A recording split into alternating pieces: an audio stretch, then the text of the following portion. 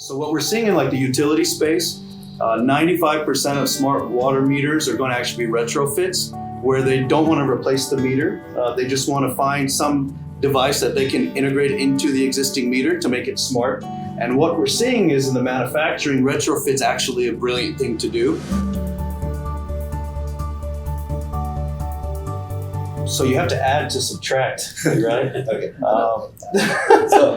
So what we're looking at is the addition has to be at a sub-minimal cost and not too big of an impact, so that you can still subtract from your expenses.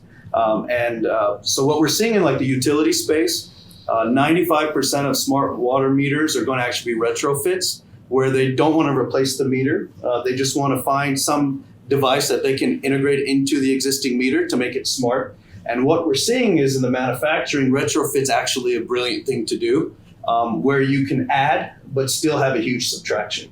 So you take simple devices that can integrate, like we're talking with you all and a couple of others, an RS-232 port. How many electronics out there have an RS-232 port?